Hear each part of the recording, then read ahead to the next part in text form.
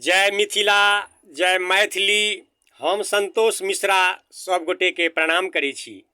एकटा रचना लऽ के एलहुँ हँ जकर शीर्षक थिक सहोदर। आशा करै छी नीक लागत। एक माय के कोख से जन्मल दुनू भाई सहोदर, कतेक प्रेम आ कतेक दुलार छै बलदाऊ जेना दामोदर। दुनू पर छै स्नेह माय के चंदा जेना तरेगन, एकटा आँखिक ज्योति दोसर चलैत हृदय के धड़कन। नेनापन सँ बालापन धरि प्रेमक दीप जरैये, एक दोसर के क्षणिक वियोग नहीं कखनहु कियो सहैये।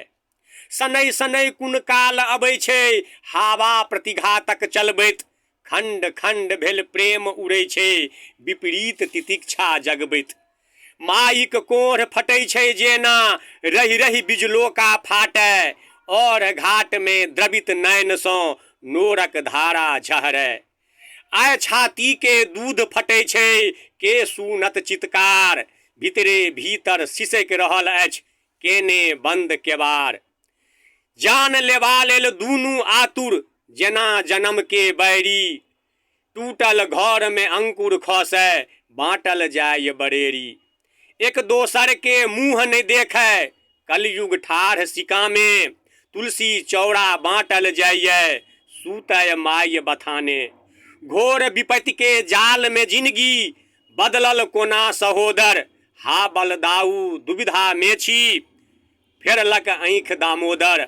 हा बलदाऊ दुविधा में छी फेरलक आँखि दामोदर। जय मिथिला, जय मैथिली। भाई भैयारी में झगड़ा नहीं करी, मन के सम्हारी। सम्मिलित घर, नीक घर, सुंदर घर अपन मिथिला के पहचान रहल। जय मिथिला, जय मैथिली। रचना नीक लागत तो हमारे यूट्यूब चैनल के अहाँ सब सब्सक्राइब जरूर करब से आग्रह, निवेदन, प्रार्थना।